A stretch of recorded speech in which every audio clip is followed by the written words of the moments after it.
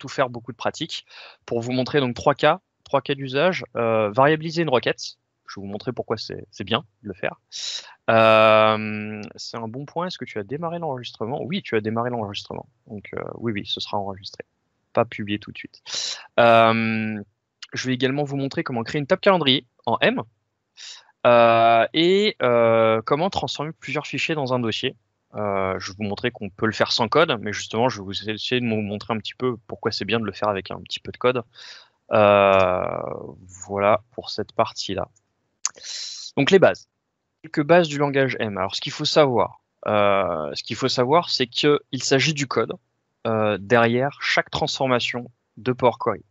Quand vous cliquez sur un bouton, rajouter une colonne, enlever une colonne, renommer une colonne, en fait derrière, le logiciel crée avec vos paramètres, ce que vous avez sélectionné, le code associé. Donc concrètement, il faut savoir que pour un utilisateur standard, lambda, la majorité des personnes, il n'y a pas besoin de savoir faire du M. Moi, je vais vous montrer pourquoi c'est intéressant de savoir en faire un petit peu, à un certain niveau. Et premier truc que je peux vous dire, c'est que j'ai beau savoir coder du M, je ne vais pas faire le masochiste à ouvrir une requête blanche et à faire du code M de but en blanc. Ça n'a aucun intérêt. Pour moi, l'intérêt de faire du M, c'est justement d'aller plus vite sur certaines choses pour modifier des paramètres, pour en fait, ne serait-ce que faire des copier-coller, plutôt que de rouvrir 15 fois le même wizard parce que vous rajoutez une colonne calculée, juste à faire du copier-coller, à modifier une petite partie du script, vous verrez qu'en fait, ça vous permet d'aller vraiment beaucoup plus vite. Donc voilà, je vous fais déjà du teasing sur pourquoi je trouve ça intéressant, mais voilà, pour moi, c'est ça. Hein, faut pas aller but en blanc et ouvrir le requêteur, ça n'a aucun intérêt. Ça s'exécute où? Alors dans Power Query, l'adin Excel, dans Power BI, et je pourrais le rajouter également dans ADF, Azure Data Factory. Il y a le Query Wrangling qui est en fait du Power Query. C'est exactement la même chose. Et alors, je crois que c'est encore en bêta. Vous avez également maintenant un composant dans SSIS, qui est le composant Power Query. Voilà, ils sont pas trop foulés, mais ils ont bien raison. Qui permet en fait de copier-coller moi je l'utilise comme copier-coller du code M, où vous avez exactement la partie script. Donc c'est vraiment, ça devient intéressant même pour des personnes, des profils un petit peu plus techniques, de savoir faire ça, puisque c'est un langage que vous allez pouvoir retrouver à plusieurs endroits dans les derniers outils de Microsoft. Et le script, donc il est accessible où est-ce qu'on peut le voir? Vous pouvez le voir en allant dans l'éditeur avancé.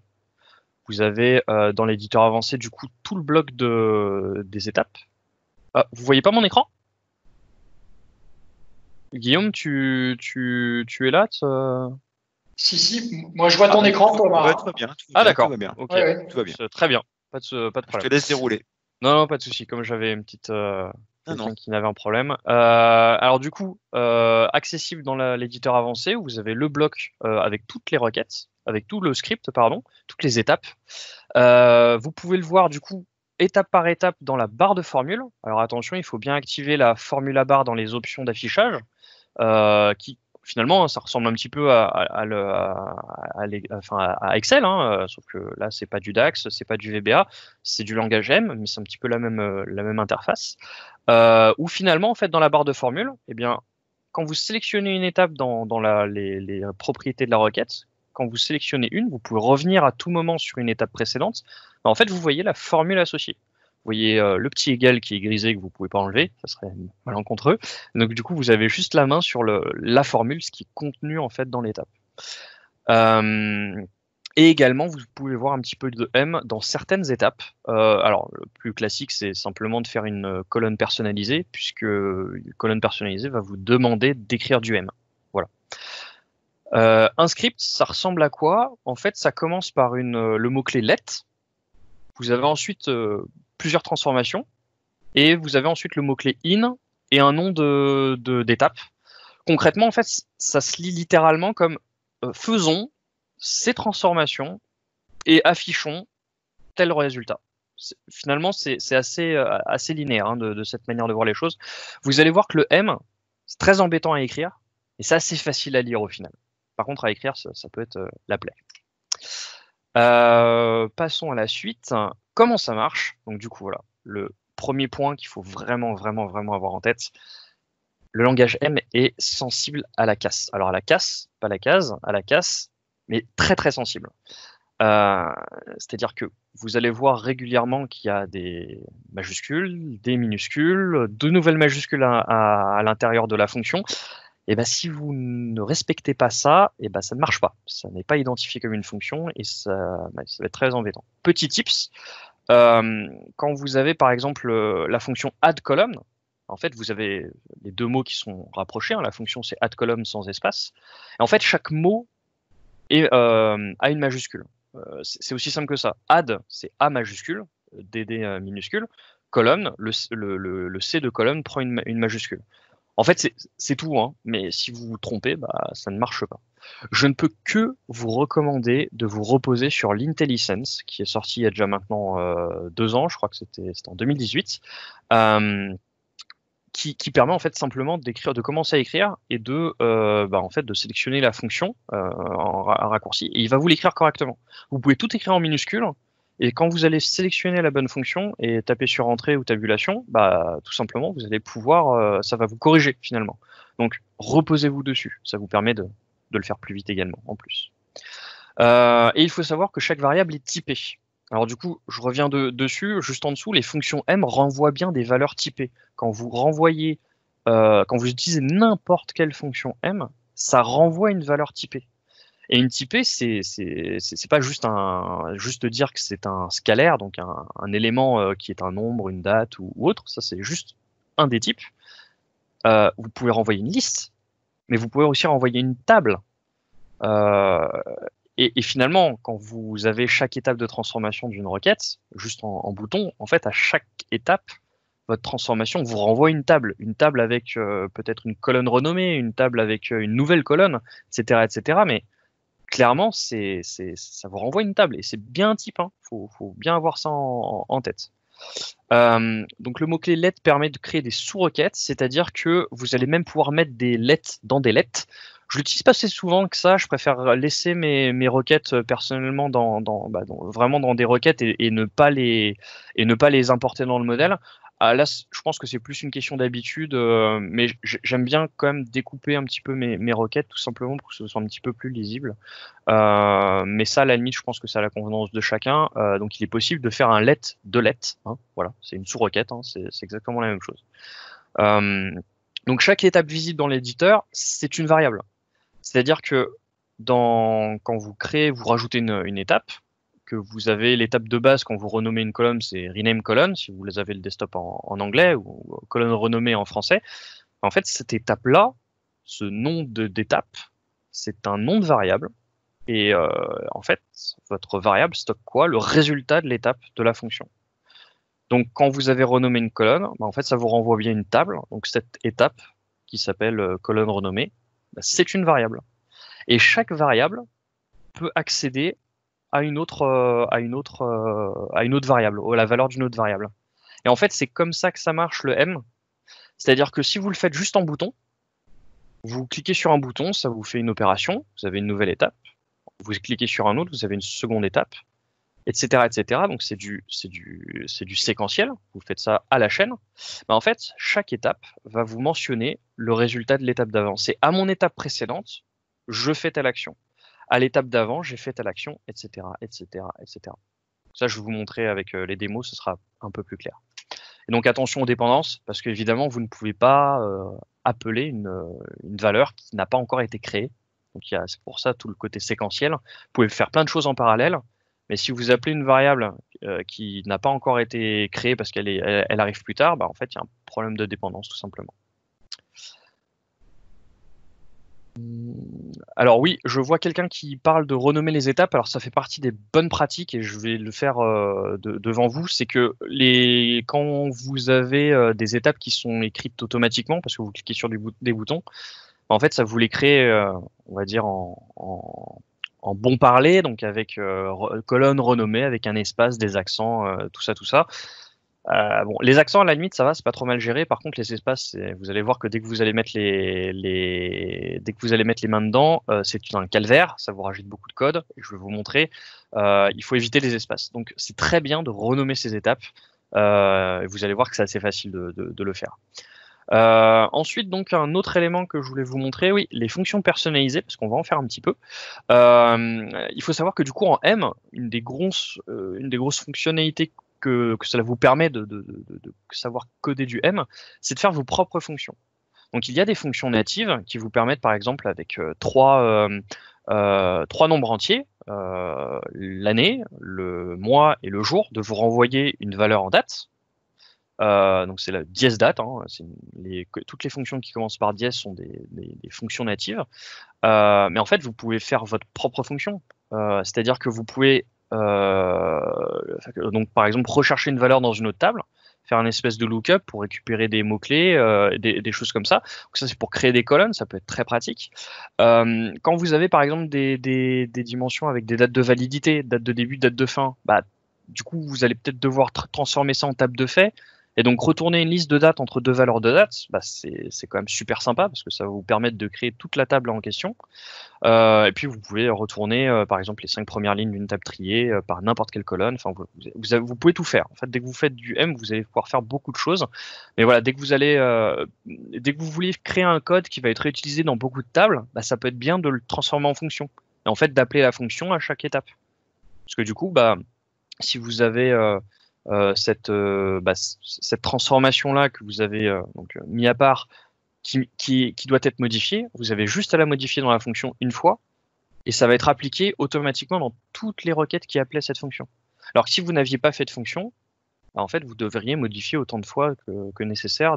Mettons, si vous l'aviez dans 4 tables, vous devriez faire 4 fois la modif, avec les risques d'erreur que ça induit, etc., etc. Donc ça, c'est très pratique de savoir faire ça. Une fonction, ça ressemble à quoi? Bah, en fait, on a toujours le côté let in que je vous ai proposé, que je vous ai décrit avant. En fait, la seule chose qui change, c'est qu'en amont du let, on va pouvoir indiquer des paramètres. C'est-à-dire qu'on va avoir entre parenthèses la liste des paramètres typés. C'est-à-dire qu'on a bien X, tata, toto, tout ce que vous voulez, le nom de votre variable, as le type que vous lui donnez. Donc par exemple, ça pourrait être year as int, as integer, as number d'ailleurs, on peut mettre, virgule, etc., etc. Donc vous listez tous vos paramètres. Ça va être les éléments que vous allez utiliser, a priori, hein, dans vos transformations qui sont les steps 1, 2, 3, etc., etc. Si vous déclarez un paramètre que vous n'utilisez pas, c'est que votre paramètre ne sert à rien, a priori. Alors, j'ai une bonne question là de Corentin. M ou DAX, quand est-ce qu'on peut l'utiliser? Alors, vous allez voir, c'est extrêmement simple. Quand vous ouvrez Power Query Editor, donc quand vous ouvrez des transformations, vous faites du M. Vous faites du langage M. C'est le langage de transformation de Power BI. Le DAX se fait dans le Power BI Desktop au niveau du modèle. Quand vous créez des colonnes en DAX, vous pouvez le faire en DAX. Attention, c'est évalué à la volée, hein, c'est toute la différence. Quand vous créez des mesures, quand vous créez des tables, là, c'est vraiment dans le côté Power BI. C'est-à-dire que quand vous êtes, ça, je peux vous montrer cette partie-là. Est-ce que je suis dans la bonne? Non, on va se mettre ici. Quand je suis dans Power BI Desktop, ici, je suis bien donc dans le Power. Vous voyez, j'ai le nom de mon rapport, Power BI Desktop. Ok, très bien. Quand je clique sur transformer mes données, ça m'ouvre une autre fenêtre. Vous voyez, c'est bien une autre fenêtre. On n'est pas exact, on est dans un sous-outil de l'outil. On est dans un des outils de Power BI. Et ici, on est vraiment dans Power Query Editor, associé au même fichier évidemment. Là, c'est du M. Dans le Power BI Desktop, la fenêtre Power BI Desktop, c'est du DAX. Ici, c'est du M. Voilà, c'est aussi simple que ça. Bon, voilà pour la fonction. Et du coup, on va très rapidement aller sur une démo. Alors, une démo, pour cette première démo, je voulais vous montrer comment variabiliser une requête. Et pourquoi? Alors, vous voyez, j'ouvre un fichier qui s'est baladé, donc c'est un Power BI. J'ai en source, en gros, j'ai un fichier Excel. Sauf que ce fichier Excel, il a un endroit, et pour X raison, il a bougé, ou alors bah, je me connecte avec un autre PC, donc du coup, ça va être sur un autre disque, sur un autre environnement. Alors oui, il y avait une question. As type of result, c'est vrai que j'ai oublié de parler de ça. C'est exactement ça. C'est quel est le type de résultat que renvoie la fonction. On n'est pas obligé de le mentionner. Moi, je trouve que c'est bien de le faire parce que ça évite d'avoir des erreurs. Parce que par exemple, si vous attendiez une table et que ça vous envoie une liste, bah, en fait, c'est que votre fonction elle marche pas. Alors que si vous ne typez pas, bah, elle va marcher. Enfin, elle va marcher, mais a priori pas comme vous l'entendez. Ça va pas vous renvoyer d'erreur. Donc c'est bien, on est content quand il n'y a pas d'erreur. Hein. C'est génial. Mais les erreurs, c'est là aussi pour une bonne raison. Hein. C'est aussi pour vous indiquer qu'il y a quelque chose qui va pas. Donc faut pas ignorer les erreurs. Faut pas faire en sorte que ça n'en provoque pas. De temps en temps, c'est bien d'en provoquer. Il faut juste savoir les identifier et savoir comment les corriger. Mais oui, c'est exactement ça. C'est type of reset. Donc du coup, je reviens à mes moutons, la démo. Ici, donc j'ai un fichier, un fichier qui a une source, qui a bougé, ou alors je l'ai ouvert sur un autre PC. Et en fait, le problème, c'est que mon fichier, il est pas au même endroit. Le fichier pas au même endroit, du coup, voilà, ça me donne toutes les requêtes en erreur, c'est génial. Alors vous allez dire, ok, bon, du coup, on va dans l'étape source, on va modifier ça, et puis je vais mettre la nouvelle valeur où il est. Ok, on est d'accord que c'est super chiant hein, de faire ça, que je dois le faire pour toutes mes requêtes. Enfin, c'est juste pas possible. En fait, avec Thomas, un tout bête. Oui. Thomas, est-ce que tu peux juste un petit peu zoomer, s'il te plaît, si tu as une option de zoom? Est-ce que tu as ça? Alors, j'ai pas d'option de zoom sur Avec ton scroll de souris, tu peux te mettre dans la barre de formule et tu peux Ouais, souris avec alors ça, par contre, scroll. ouais, normalement, Voilà. ça, je peux faire. Alors non, ça veut pas le faire. Bon, et écoute, on va faire autrement, parce que c'est un petit peu flou. Je te laisse finir. C'est un petit peu flou. Alors, attendez. Qu'est-ce que je pourrais faire dessus? Tu n'as pas un zoom it? Non, je l'ai pas Allez, mis je sur. te laisse faire comme tu peux, pardon. Sinon, tu le colles dans un notepad et puis tu claques sur un notepad. Ou je pense que je vais faire ça, ouais. La loupe de Windows, hein, avec un Windows Plus, ça ira aussi. Allez, à tout à l'heure. Voilà, on va faire ça.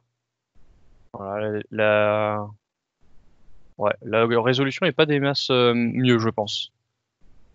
On va c'est bien meilleur comme ça pour nous. Ok, alors du coup je vais faire ça comme ça, on va faire ça tout simplement. Donc Merci. Du coup ici j'ai une erreur qui va être la même pour toutes, hein, donc je vais pas faire la même chose, qui va être, ok, j'ai mon fichier et malheureusement il n'est pas au même endroit. En fait la petite astuce ici, et c'est vraiment quelque chose de très facile à faire et ça demande pas beaucoup de connaissances encore de M, mais ça permet un petit peu de mettre les mains dedans. Ça va être de dire, ok, moi j'ai mon nom de fichier, en fait je vais le mettre dans une variable, je vais le mettre dans un paramètre. Et ce paramètre, en fait, va stocker ma valeur là, ici, de ma chaîne de connexion. Voilà. La chose qui est censée bouger. Et en fait, le truc, c'est que derrière, je vais modifier mes requêtes pour dire, voilà, tu vas utiliser ce paramètre, la valeur de ce paramètre comme étant la bonne valeur. Et du coup, il n'y aura qu'une chose à changer derrière. C'est-à-dire juste la valeur du dossier, de la chaîne de connexion, etc. Concrètement, c'est quoi? Quand vous êtes dans Power Query Editor, vous avez donc une petite option juste dans l'accueil de gérer ces paramètres. Vous avez la possibilité de créer un nouveau paramètre. Hop, je pense que là, ça doit être bon. Que je vais appeler, moi par exemple, je vais appeler chemin dossier, tout bête. Alors pareil, on évite les espaces, on évite les mots, les apostrophes, les caractères spéciaux. On fait en sorte de mettre quelque chose de simple, parce que du coup, je vous montrerai pourquoi, ce sera beaucoup plus simple à utiliser derrière.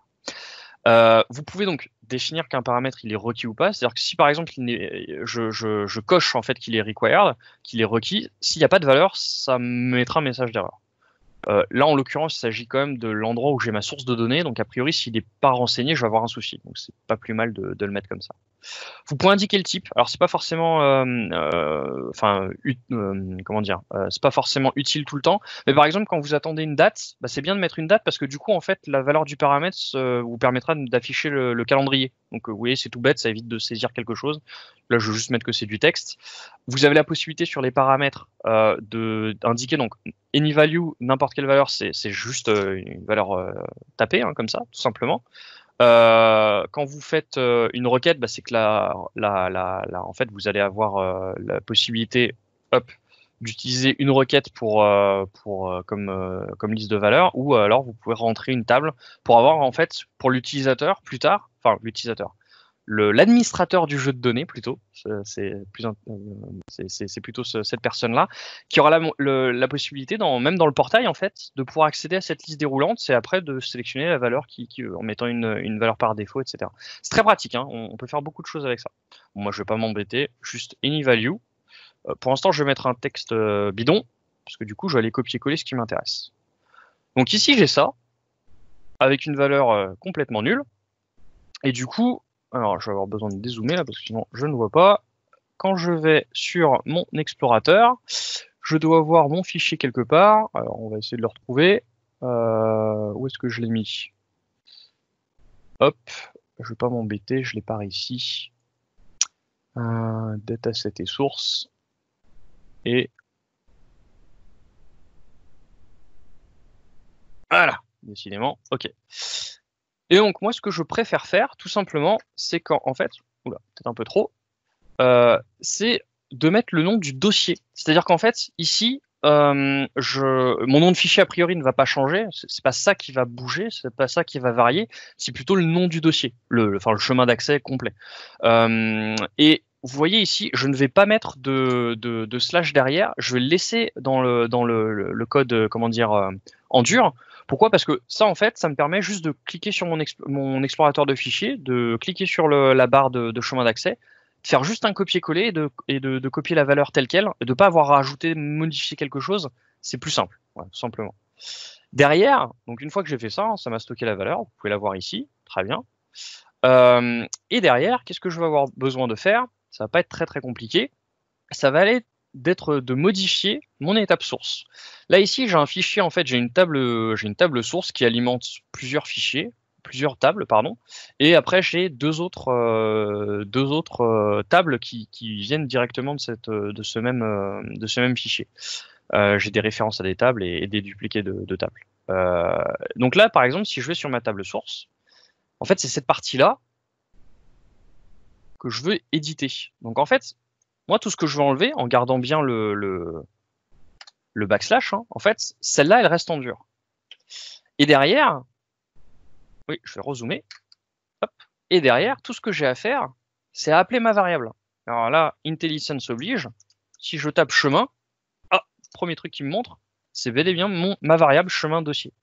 Et en fait, ça, du coup, ici, c'est une variable, donc elle est typée.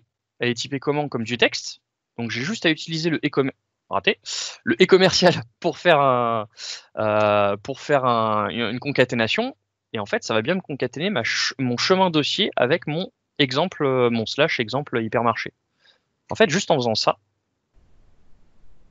et ben ça marche. Voilà, comme par magie. C'est aussi simple que ça. Et là, ça m'aura mis à jour toutes les tables qui faisaient référence à celle-là. Derrière, je vais faire la même chose pour mon étape source ici. Sauf que cette fois, d'ailleurs, je vais le faire autrement. Je vais aller dans l'éditeur de tête avancé, juste pour vous montrer ce que ça donne. Là, ici, j'ai bien l'enchaînement de toutes mes étapes. J'ai pas besoin de tout modifier. Hein. J'ai juste encore besoin de modifier juste cette partie-là. Alors, je vais juste agrandir un petit peu. Pour aller ici et faire exactement la même chose, qui est de, attention à ne pas enlever les guillemets, les trucs comme ça, de remettre chemin dossier, de remettre un petit commercial, et puis on a fini. Attention, quand vous modifiez du code, là, je vais vous parler d'une première chose qui va vous faire planter. Ce qui va vous provoquer une erreur quand vous commencez à essayer de modifier un petit peu ça, de faire votre propre tambouille, c'est par exemple de faire crack, d'oublier de supprimer trop de caractères, d'oublier enlever une double quote, quelque chose comme ça. Une virgule, un point virgule, ou alors peut-être une parenthèse que je malencontreusement. En fait, c'est tout bête. Mais la majorité du temps, quand vous allez modifier quelque chose et faire planter votre étape, en fait, c'est juste que vous avez supprimé un truc en trop. Ou alors laissé une virgule qui traînait quelque part. Voilà, ça, déjà, si vous regardez ça, les virgules, les points-virgules, les accolades, les parenthèses, les crochets, en fait, déjà, ça va vous régler pas mal de soucis pour vous permettre de débugger votre requête. Donc ici, ça va également se mettre à jour. Et puis, je vais le faire une dernière fois pour la route, histoire de faire la même chose. Évidemment, hein, la bonne pratique, une fois que j'ai fait ça une fois, je prends mon petit truc ici, copier-coller. Hein. Je crois que tout le monde connaît ça. Hein. Copier-coller, c'est bien. Hein. On est des fainéants. Hein. On retourne dans l'étape source. On fait exactement la même chose. Et attention, hein, les magies du copier-coller, vous avez bien vu, hein, je l'ai pris avec le double quote parce que je savais que j'en avais besoin. Bon, après, ça se modifie assez facilement. Pour du M, un outil DAX Studio, et pas à ma connaissance. À ma connaissance, il n'y en a pas. Voilà, tout simplement. Malheureusement. Donc, voilà, déjà, je suis là, j'ai réparé tout mon fichier. En fait, derrière, si je sauvegarde ça, que je le passe à un collègue, à un camarade ou quoi que ce soit, il aura juste à changer ça, en fait. Parce que là, du coup, bon, je vais garder la valeur, mais si je fais blablabla, je renigne, là, il va essayer d'aller chercher ce fichier qui, évidemment, n'existe pas, tout simplement. Voilà, vous avez vu, hein, ça se fait en temps réel, c'est très rapide, c'est très pratique. Ça, c'est une bonne pratique, hein, de mettre des variables à peu près partout, que ce soit pour des chemins d'accès à des fichiers, mais aussi à des noms de serveurs, des bases de données. Tout ça, faut absolument variabiliser. C'est ce qui vous permettra facilement de passer d'un environnement de dev à un environnement de production, de passer d'un fichier de test à un fichier complet, etc., etc., etc. Évidemment, on peut tout variabiliser, hein, on peut aller jusqu'à l'extrême. Là, le chemin du dossier suffisait amplement, mais vous pouvez mettre également le nom d'un fichier, etc., etc. Vous pouvez mettre plusieurs variables, hein, concaténer des variables, c'est à votre convenance. Alors voilà pour cette partie-là. Maintenant, je vais vous montrer comment créer une table calendrier. Alors, je vais essayer de garder 15 minutes pour chaque. Alors, une table calendrier, c'est un besoin assez classique. Alors, clairement, hein, si vous utilisez votre meilleur Google, votre meilleure page Google, pour aller taper sur Google Power BI script calendrier M, je pense que vous allez en trouver à peu près une 150aine, hein, il n'y a absolument aucun problème. Mais en fait, je trouve ça assez formateur. Je vais vous montrer que c'est pas compliqué ce qu'il y a derrière, et que ça va vous permettre de vous montrer aussi une autre raison pour laquelle c'est bien de savoir faire un petit peu de M. Donc ici, alors là, pour le coup, je vais me contredire, je vais partir sur une requête blanche. Je vais partir sur une requête blanche à ce moment-là. Oui. On voit plus ton écran. Je vois plus mon écran. On te voit bien en gros plan, mais plus ton écran. Donc je vais me permettre de te couper 2 minutes. Relancer le partage, non, mais bien sûr. C'est pas grave. Voilà, merci beaucoup Thomas, bonne continuation. Pas de souci. C'est pas grave, je vais faire un petit repartager, ça ne mange pas de pain s'il y avait un souci. Alors, du coup, là, je pars sur une requête blanche. Pourquoi? Parce que là, je vais faire un tout petit peu plus de M que tout à l'heure. Une table calendrier, la base, c'est quoi? Et ben en fait, c'est assez simple d'avoir ça en tête. Qu'est-ce que fait en DAX un calendar auto? Ça vous génère une liste de dates. En fait, un calendrier, à la base, c'est une liste de dates, hein, tout simplement. Promis, je vais vous refaire le zoom, etc. Donc là, si je vais dans Advanced Editor, que je vais zoomer un petit peu plus, ici, j'ai besoin de générer une liste de dates. Du coup, je vais l'appeler toujours source. Hein. On a toujours là le côté nom de l'étape égale quel est le code derrière le nom de l'étape. Et donc, pour ce faire, alors, moi, je veux une liste de dates. Donc, c'est là où vous allez voir, c'est tout le temps la même chose.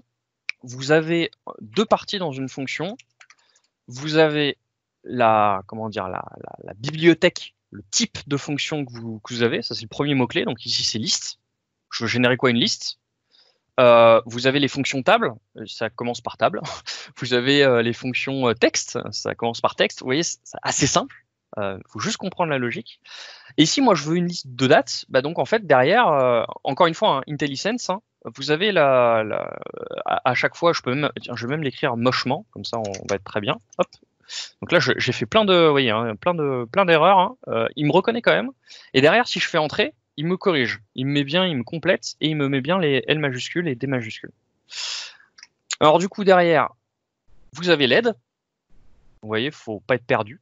Ça commence, une liste de dates, ça commence à un moment, donc ça commence par une date.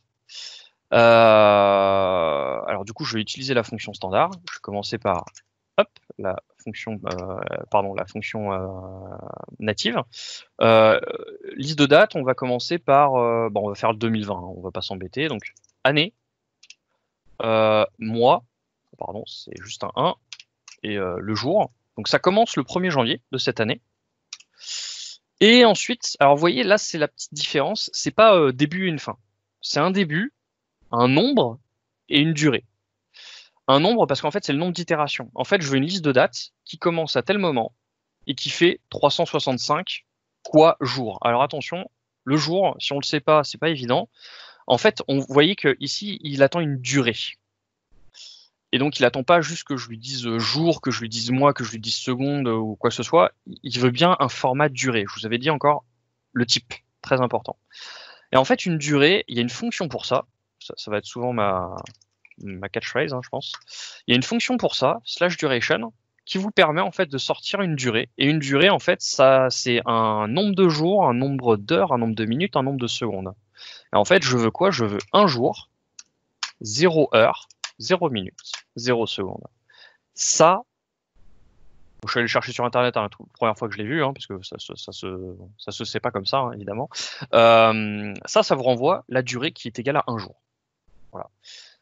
Alors si je commence par ça déjà, excusez-moi, tac, et bah on regarde déjà ce que ça donne, voir si j'ai pas fait n'importe quoi.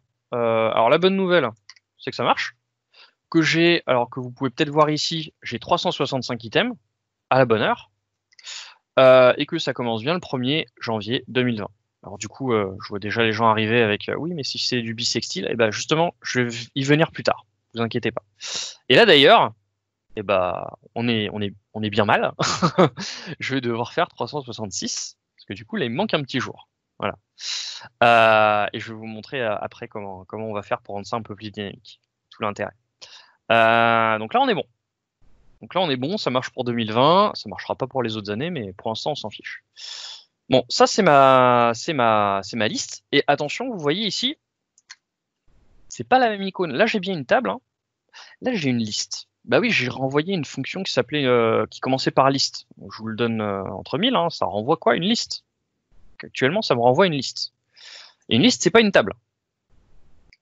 Donc déjà, encore une fois, on est toujours dans la démarche de dire je vais apprendre un petit peu à faire du M. Là, pour convertir ma table en ma liste en table, alors déjà, si vous savez pas quoi faire, vous avez le petit bouton. Parce qu'à la limite, c'est pas ici que je vais vous montrer l'intérêt du M. Je vous montre un petit peu la base, mais on peut faire ça déjà. L'intérêt, par contre, ça va être vraiment de se dire je veux apprendre de ça.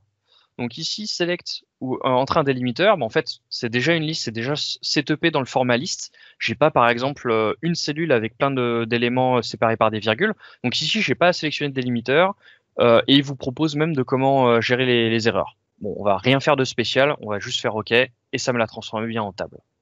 Derrière, vous avez donc, et ça c'est la base de tous les trucs de conversion, vous voulez convertir quelque chose, ça va être quel est le format dans lequel vous convertir, enfin quel est le type de données que vous voulez avoir en sortie. Donc là ici c'est une fonction table et en fait ça va être from quelque chose. Je veux avoir une table à partir de une liste. Vous voyez, c'est là où je vous disais le M ça se comprend quand même, ça se comprend facilement, ça se lit pas trop mal. Je précise tout de suite, je l'avais pas dit avant, c'est en anglais, on est bien d'accord, tout le monde, il n'y a pas de traduction en français, en espagnol, etc. Les fonctions sont en anglais. Et derrière, qu'est-ce qu'il a fait? En fait, il a pris une liste à partir de sources. Il a dit qu'il n'y avait pas de splitter particulier. Il a mis plein d'options bizarres pour dire il n'y a pas d'option nulle pour quoi que ce soit. Si on va regarder ici, en fait, vous avez la raison du pourquoi du comment. En fait, il attend une liste, il attend le type de splitter, le type de séparateur. Il attend une colonne ici, un défaut là et une extra value. Alors, honnêtement, je les ai jamais utilisés ces trucs-là. Et là, en fait, vous pouvez voir qu'il y a plein de manières de l'utiliser. On peut même, normalement, je vais essayer de pas tout casser, mais normalement, on peut même juste faire ça. Ah ben non, il attend vous voyez, forcément. Je pense que je dois quand même mettre le splitter. Sinon, il est pas content. Vous voyez, comme quoi. Et là, ici, attention, vous voyez, je suis en train de modifier, je rajoute des parenthèses, des trucs comme ça, et ben c'est là qu'on fait n'importe quoi. Donc, il faut toujours faire attention à ça. Il attend quand même un splitter parce que si on lui indique pas comment, en fait, est délimiter la liste, il est pas content. Alors là, je lui dis qu'elle est délimitée par rien, mais faut quand même lui dire. Ça fait partie des paramètres de la fonction qui sont obligatoires. Donc là, j'ai ma liste. Derrière, cette fois, je vais le faire en M. Derrière, je vais devoir le typer. Vous voyez, attention, c'est pas typé. Alors ça, je trouve que c'est un petit peu dommage. Je sais pas si c'est un bug d'affichage ou s'il considère vraiment qu'elle est pas typée. Parce que comme vous pouvez le voir, là, ma colonne, elle est bien en italique avec les textes sur le côté. Donc c'est pas du texte, c'est vraiment une valeur typée. Mais pour autant, il n'a pas l'air de le considérer comme étant une date. Moi, par acquis de conscience, je préfère bien retyper derrière, même si je serais assez d'accord avec vous. C'est un peu dommage qu'il le fasse pas bien, alors que je lui disais bien que c'était une liste de dates. Alors attention, là je vais rajouter une étape. Vous avez vu, c'est pas moi qui ai fait l'enchaînement, ça c'est un clic bouton, ça a rajouté une virgule derrière. Parce qu'en fait, toutes les étapes sont juste simplement séparées par des virgules. Si je veux rajouter une nouvelle étape, je vais rajouter ma virgule, je fais entrer, et là je vais dire typer colonne, par exemple. Je vais l'appeler colonne, excusez-moi. Et du coup, derrière, c'est une fonction table. Décidément, j'ai les gros doigts. Et vous allez voir, je ne sais pas exactement ce que c'est la fonction type, etc. Ou je m'en souviens pas, rien que taper type. Et en fait, voilà. Ici, vous avez la fonction. Alors, si vous n'êtes pas sûr, vous avez toujours le petit point ici là qui vous permet de regarder de quoi on parle, de vous donner un peu plus d'informations. Read more. Apply a type transformation of the form colon type using a specific culture. Donc là, en fait, ce qu'il est en train de dire, c'est qu'à une colonne, je vais transformer son type. Donc en gros, c'est bel et bien ce que je veux faire. Je vais appliquer un type sur ma colonne. Et derrière, quelle est ma table? Ma table, en fait, c'est l'étape d'avant. Et c'est là où vous allez voir pourquoi il faut renommer les étapes. J'ai fait exprès de le laisser comme ça. Là, en fait, je suis obligé d'utiliser tout ça là pour écrire, pour aller mentionner mon étape. C'est quand même pas très pratique. Et en fait, à cause de quoi? À cause juste des espaces. Donc là, par exemple, si je lui mets, alors avec un underscore converted table et que j'enlève tout le blabla devant, la première bonne nouvelle, c'est que si je fais un double clic sur ma variable, ça me permet de la sélectionner en entier. Alors que là, si je fais ça, c'est juste sur un mot-clé, par exemple.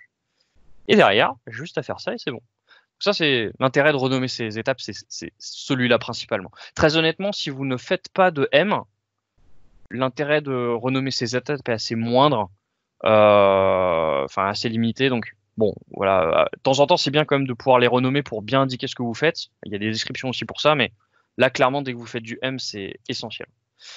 Et derrière, en fait, il demande les types de transformation comme une liste. Alors voilà, ça fait partie des trucs un petit peu pas évidents la première fois à appréhender. C'est qu'en fait, il y a des fonctions qui s'attendent à avoir des listes de transformations.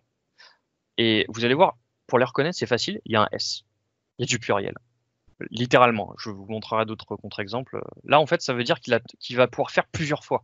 En fait, c'est ici, là, quand vous faites des retypages ou des renommages, par exemple, d'une colonne, puis après vous le faites sur une autre, ça va pas vous créer autant d'étapes que nécessaire, ça va juste vous modifier la formule pour vous mettre les listes de toutes les transformations que vous voulez faire. Ici, alors oui, on est d'accord que j'ai qu'un seul élément, mais j'ai quand même besoin de le mettre au format liste. Et une liste, c'est avec des accolades. Et en gros, ce qu'il attend, c'est le nom de la colonne.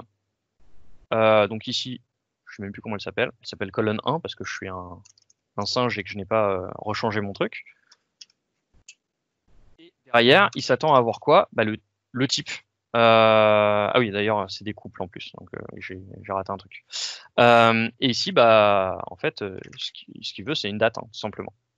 Et là où c'est ambigu, c'est qu'en fait, c'est une liste de listes. Et voilà, c'est là où généralement on peut perdre des gens. Je vous explique pourquoi. Parce qu'en fait, ici, c'est un couple. Donc, si derrière, je veux renommer une autre colonne, en fait, je suis obligé de le mettre comme ça. C'est ce tuple, enfin, ce tuple-là, ce tuple-là, et je liste mes différentes transformations comme ça. Enfin, ici, j'ai qu'une colonne, donc il n'y a pas de problème, mais c'est pour ça qu'il y a double accolade là. Et ça, c'est pas évident. Hein. Derrière, moi, quel est mon résultat final? C'est ce que je renvoie dans le in, donc il ne faut pas oublier de modifier ça. Je vais dézoomer, excusez-moi, hop. Et donc là, si je fais done, normalement, voilà, bien sûr, j'ai fait une bêtise. Alors, vous voyez, tiens, c'est pas plus mal. Ici, quand vous avez fait une petite bêtise comme ça, que vous pouvez en plus vous rattraper, et là, vous pouvez revenir sur l'étape d'avant. C'était pas voulu, mais au moins ça vous permet de voir quelque chose. Et à la limite, zut, j'ai raté quelque chose, je me souviens plus. Là, j'ai le stress de la démo, évidemment, j'ai fait n'importe quoi. En fait, faites-le en bouton juste pour voir. Il va vous demander d'insérer une étape. Alors, après, je vais refaire le clean. Hein. Et en fait, voilà, là par exemple, j'ai juste oublié d'indiquer que c'était un type date. C'est aussi simple que ça. Vous voyez, hein, sinon c'est exactement la même chose. Hein. Alors je vais rezoomer, excusez-moi. Hop, voilà. J'ai juste oublié de faire un type date, de mettre le type devant. Donc là, parce que je suis, ma tête est dure comme un mur, je vais enlever ce que j'ai fait avec le clic bouton et je vais revenir sur mon étape qui ne marche pas évidemment, hein, parce que sinon c'est pas drôle. Et je vais remettre ce que j'avais oublié. Et là, normalement, on est bon. C'est bien une date. Alors, pour le souci de temps, je vais renommer directement comme ça, parce que c'est pas le plus important. Je vais renommer, donc c'est une liste de dates. Je vais la faire ici. Apprenez toujours, c'est intéressant de voir la formule. Table, rename columns, il y a un S, parce que du coup, si j'en renomme plusieurs à la suite, ça marchera très bien. Et on a encore la même écriture avec les doubles accolades. Parce que derrière, une liste, ça serait dans la première paire d'accolades, d'imbriquer toutes les listes de couples de anciens noms de colonne, nouveaux noms de colonne. Voilà. Et alors là, Ça c'est bien, j'ai une liste de dates. Bon, ça casse pas trois pattes à un canard. On va quand même faire quelque chose d'un petit peu mieux. On va rajouter des informations à ça. Je vais le faire avec le bouton d'abord, et vous allez voir pourquoi je le fais avec le bouton et pourquoi c'est intéressant de faire du M derrière. Il y a quand même beaucoup de boutons qui vous permettent de rajouter des informations de date dans Power Query. Ça, c'est gros avantage. Si je le fais une fois, je vais dire, on va faire le truc standard qui est de dire, moi, je veux l'année. Quand vous êtes sur une colonne, vous pouvez très bien extraire une information, donc en rajoutant une colonne, en cliquant donc sur, vous voyez, ma colonne, elle est typée maintenant, je peux bien le faire. Je peux donc accéder aux fonctions de date pour aller extraire quoi? L'année. Là, j'ai fait ça, un clic, ça marche. Sauf que derrière, je vais devoir aller me refaire. Je clique là, je vais dans la colonne, je fais ça, je vais sur mes autres trucs. Alors ça va, ça se clique, ça se fait assez vite, il n'y a pas de souci. Mais derrière, qu'est-ce que ça m'a fait? Ça m'a rajouté cette fonction-là. Vous voyez qu'il n'y a pas de S. Si je recrée une nouvelle colonne, je me sélectionne ça, c'est à partir de la date. Je vais faire cette fois le nom du mois. Je vais avoir ça. Et vous voyez que là, ça m'a créé, alors je vais dézoomer un petit peu, ça m'a créé une autre étape. Insert year, insert month name, etc. Je ne peux pas les faire comme pour l'autre, renommer des colonnes à la suite. Alors vous me direz, là, ça va quand même assez vite, je suis d'accord. Mais essayons de voir pourquoi je trouve que le M, dans ce genre de situation, peut être utile. En fait, c'est parce que derrière, vous pouvez voir que ça vous crée tout le temps la même chose. Je vais agrandir un petit peu ça. Parce qu'en fait, c'est tout le temps la même chose. Je nomme ma super étape. Je fais la table add colonne. Je l'ajoute à quoi? À la table d'avant. Je nomme la nouvelle colonne. Et je fais, je vais m'expliquer là-dessus, et je fais cette opération pour populer mes cellules de données. Et je type. En fait, si derrière moi, je fais un petit copier-coller, admettons, j'ai envie de rajouter, alors on va rajouter le jour, la semaine, le mois, le début du mois. On va faire ça d'abord. Vous voyez, j'ai fait que quelques copier-coller et je vais pouvoir aller modifier ça. Alors déjà, je vais enlever tous les espaces parce que ça, c'est un calvaire. Hop, je l'ai dit avant. Je vais juste modifier ça. Et on va faire attention. Donc du coup, j'ai renommé ici, je vais renommer là. Là, je vais juste changer un petit truc. Je vais juste l'appeler, vous savez quoi, je vais juste l'appeler hier. On va pas s'embêter. On va faire écrire pour rien. Et hop. Et d'ailleurs, je suis un gros fainéant. Je vais faire un petit truc plutôt que d'enlever tous ces trucs-là. Je vais faire ça. Et je vais le refaire bien. Avec mon truc un peu mieux. Alors du coup, j'ai fait insert month, décidément. Name. On va le mettre là. Ici. Ici. Et vous voyez, l'avantage de faire du M, c'est qu'on peut quand même aller assez vite pour faire ce genre de modification. Alors derrière, attention, là, j'ai des variables qui ont le même nom, évidemment, ça ne marche pas, et j'appelle tout le temps la même variable. Donc là, en fait, ça va bien marcher, mais c'est juste qu'à la même table, je vais rajouter une colonne, puis après, l'étape d'après, je reprends ma table telle qu'elle était avant que je rajoute une colonne, je rajoute une autre colonne. En fait, à la fin, j'aurai juste une table avec 2 ou 3 colonnes, parce que c'est à partir du moment où j'ai répété mon opération. Ça, c'est pas très bien. Donc là, on va dire, ici, je vais mettre le mois. Ici, ça va être là, donc le mois. Hop. Ici, on va mettre la semaine, week. Ici, on va mettre le week name. Tiens, hop. Non, on va mettre day et day name. On va s'arrêter là-dessus. Ça sert à rien. Vous avez compris le principe, je pense, après. Et derrière, j'ai juste à bien modifier mes trucs. Donc ici, attention, j'ai fait une petite erreur. C'est bien month. C'est bien week. On appelle celle d'avant tout le temps. Faut faire attention à ça. Et mon étape finale, ce sera day name. Parce que du coup, c'est à l'étape d'avant que j'ajoute une colonne, etc., etc. Ça permet de rajouter des différentes colonnes. Ici, je suis en train de créer tout le temps la même colonne, donc si je le sauvegarde, il va m'embêter à la deuxième fois où je vais essayer de le faire. On va pas s'embêter, on va juste mettre le nom de l'étape, vous voyez, faire quelque chose de très simple. Et là, on peut faire ça en copier-coller de manière très systématique. C'est tout l'intérêt de faire un petit peu de M quand on a des choses répétitives. En fait, de rentrer dans le code, ça vous permet de le faire peut-être un petit peu plus rapidement au clavier, par exemple. Et derrière, ce qui change, c'est la génération. Parce que du coup, ici, comment je génère la colonne? En extrayant l'année de la date. Et de quelle date? De la colonne date, hein, tout simplement. Alors le mot-clé each, ça c'est un truc où même moi encore maintenant, encore maintenant après 3 ans d'utilisation, je continue d'oublier. En fait, c'est un petit mot-clé qui vous permet de dire je le fais à chaque fois. Pour chaque ligne, en fait. Pour chaque ligne de la table, tu fais tel élément. Et en fait, évidemment, ma première ligne, ça sera par exemple le 1er juillet, 1er janvier, décidément. L'année va être tout le temps la même, mais je le fais pour la première ligne, ça va être pour le 1er janvier, le deuxième, ça va être pour le 2 janvier, etc., etc. Et à chaque fois, il va extraire l'information. C'est exactement pareil. Donc ici, month name, c'est month name, month, etc. Donc là, on est bon. Et ici, je vous le donne en 1000, hein, c'est juste month, simplement. Ici, je veux faire week. Alors là, je vais faire week of month, week of year. Alors vous voyez une petite différence ici. Là, c'est l'année du mois et l'année de l'année. La semaine de l'année, pardon, excusez-moi. Là, plutôt celle-là. Bon, je le fais un peu arbitrairement. Ici, je veux le jour. Évidemment, il y a une fonction jour. Et ici, je veux le nom du jour. Alors attention, il y a plusieurs options. C'est le jour de la semaine. Le nom du jour de la semaine. Là, en fait, ici, ça va faire 1, 2, 3, 4, 5, 6 jusqu'à 366 dans notre cas. Ici, ça va vous faire 1, 2, 3, 4, 5, 6, 7, 1, 2, 3, 4, 5, 6, 7, etc., etc. Et d'ailleurs, c'est peut-être ça que je veux au-dessus. Bon, c'est pas grave, c'est pour l'exemple. Là, par contre, moi, je veux un nom, je veux le nom du jour, je veux lundi, mardi, etc. Donc, en fait, c'est bien ça que je veux. Et maintenant, dernier warning, le type. Ici, c'est une année, c'est un nombre entier. Ici, c'est du texte, donc c'est bien du texte. Ici, là, c'est plus du texte que je veux. Moi, c'est un nombre entier. Évidemment, je suis encore fainéant. Je vais juste copier-coller le truc.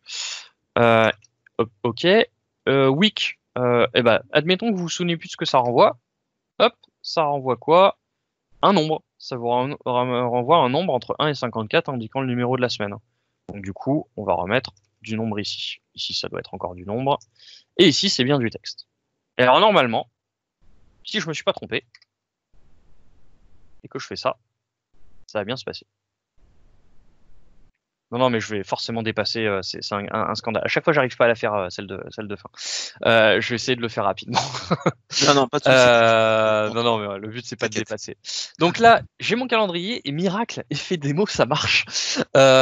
Et en fait, l'intérêt ici, vous voyez que savoir faire un petit peu de M, qu'est-ce que j'ai fait? J'ai juste modifié quelques éléments. Après, je savais comment ça marchait. Alors j'ai vu la question, je vais la prendre. J'ai vu comment ça marchait les fonctions, etc. Ce qui m'a permis d'aller un peu plus vite. Mais vous voyez, ça vous permet vraiment de faire des choses, des transformations plus rapidement. Moi, en fait, le mot-clé de savoir faire du M, c'est juste un moment. J'ai fait avec un clic, j'ai fait une opération. En fait, tout ce que j'ai envie de faire, c'est juste modifier un petit truc. Je vais peut-être pas supprimer l'opération, la refaire, remodifier mon paramètre. Enfin, c'est quand même assez débile. Après, je pourrais très bien aller dans la roue crantée, remodifier.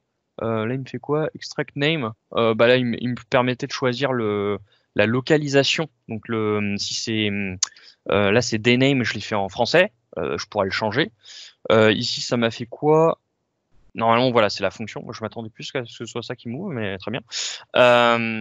Pour avoir la date, etc. Mais c'est peut-être dommage quand il y a juste à aller dans la barre de formule et modifier quelque chose. Vous voyez, ça, c'est l'intérêt. Le fait de typer une année sur un int64 et substituer potentiellement un impact sur le modèle après. Alors, là, je sens quelqu'un qui vient de l'univers DBA ou au moins un peu plus base de données. Oui, c'est une bonne remarque. Automatiquement, quand vous allez avoir un nombre entier ici, il va vous le mettre en... Donc le whole number ici, bon, je vais faire le singe, il va vous changer le type et va vous mettre un int64. Alors pour ceux qui savent, int64 en fait c'est 64 bits, c'est un entier codé sur 64 bits. Donc en fait c'est juste que ça vous prend plus de place. C'est-à-dire qu'au cas où ça peut aller jusqu'à 64 bits de stockage. Donc ça permet de créer un... Alors c'est pas un big int, quoique c'est peut-être ça d'ailleurs, je me souviens plus, mais ça vous permet de créer un gros nombre entier. Potentiellement, les jours de l'année, ça va aller de 1 à 365. C'est peut-être pas pertinent de prendre beaucoup de mémoire pour stocker un truc qui va être petit au final. Vous avez la possibilité, alors je crois que ça va jusqu'à 8 maintenant, si je dis pas de bêtises. Raté, oui, alors faire attention quand on fait entrer. Je crois que ça marche. Et ça, en fait, ça va juste prendre moins de place pour le stockage. Honnêtement, je comptais pas montrer des choses à aller aussi dans le détail, mais voilà, pour ceux qui sont intéressés, le 64, 32, 16, tout ça, c'est des types, c'est l'espace alloué possible pour une cellule. Et en fait, ça vous prend toute la place. Faut le savoir. Vous l'utilisez pas, c'est pas grave, vous avez sauvegardé, vous avez gardé en possible tel espace et ça va vous l'apprendre. Donc effectivement, un int64 pour 365 jours, c'est peut-être pas pertinent. J'avais vu une autre question. Alors voilà, entre un calendrier en DAX et en M. Alors en fait, ça c'est l'intérêt de savoir la différence entre comment est évaluer le DAX par rapport au M. La différence, elle est assez simple. Le M, il est évalué quand? Il est évalué quand vous cliquez sur Refresh. Donc, il est évalué quand le dataset dans le service, quand c'est automatique, est rafraîchi. Et en fait, c'est fait autant de fois que vous avez programmé votre rafraîchissement. Et une fois que ça a été rafraîchi, la valeur est stockée. C'est-à-dire que ça vous a créé littéralement la table physique avec la valeur stockée. En DAX, les requêtes DAX, les expressions DAX sont évaluées à la volée, sont évaluées quand vous allez sur votre rapport, que vous changez de page, que vous utilisez un filtre, et que cette opération-là, donc d'aller sur une page, un filtre, etc., appelle d'une manière ou d'une autre la formule que vous aviez. Donc, par exemple, une carte calendrier, il y a de grandes chances que ça soit absolument partout dans tout votre rapport. Donc en fait, elle va être évaluée à chaque fois que vous allez cliquer sur interagir sur votre rapport. Et ça, vous pouvez voir assez rapidement qu'en termes de perf, c'est pas l'idéal. Donc en soi, moi j'aurais tendance à dire que quand les performances sont pas un problème, utilisez le langage sur lequel vous êtes le plus à l'aise. Alors l'autre élément, je dirais que quand même, vous avez un peu plus d'options dans le langage M que dans le DAX. Même si c'est pas vraiment vrai, parce qu'avec la fonction format et plein de trucs, vous pouvez faire des trucs compliqués et avoir le même genre de résultat. Mais je trouve qu'en DAX, en M, c'est un peu plus facile. Je trouve. Ça, c'est plus une opinion personnelle, attention. Parce que par exemple, pour tout ce qui va être, est-ce que c'est dans Year to Date? Est-ce que c'est dans le Year to Date, dans la plage Year to Date? Est-ce que c'est dans la plage Month to Date? Est-ce que c'est dans la plage Quarter to Date? Vous avez des fonctions pour ça. C'est-à-dire que là, par exemple, si je supprime mon truc I2 ici, que je vais juste bidouiller pour changer un petit peu ma fonction, is in, vous avez toutes les fonctions qui vous envoient un booléen true false pour dire que c'est dans la prochaine semaine, les n prochains jours, n machin. C'est extrêmement puissant et ça vous permet de créer des formules derrière, donc des mesures qui vont reposer sur ces colonnes-là. Et vous pouvez rajouter autant de colonnes que vous voulez. Les deux seules valeurs stockées, ce sera true ou false. Donc en fait, c'est très très peu de place dans votre modèle. Sauf que derrière, tout ce que vous aurez à faire, c'est faire un calculate, la somme de votre meilleur montant des ventes, je ne sais pas trop quoi, et dire que votre colonne is in current week est true. C'est tout. Et en fait, vous n'avez même pas à dire que c'est true. Comme ça vous renvoie true ou false, vous avez juste à mettre la colonne. Et en fait, comme la valeur sera true ou false, ce sera bon. En fait, ça vous prendra que les lignes correspondantes à ce que vous avez cherché. C'est extrêmement puissant, je trouve. Et je pense que c'est un peu plus compliqué à mettre en place en DAX. Quand ici, il y a littéralement des fonctions prévues pour ça, qu'avec un copier-coller, vous rajoutez autant de colonnes que vous le voulez. Voilà, c'est mon point de vue. Et dès que les performances sont un enjeu, je pense que c'est compliqué de ne pas passer par le M. Voilà, c'est mon avis pour ce genre de table. Au niveau du temps, je suis évidemment à la boire. Voilà, pile poil midi et demi.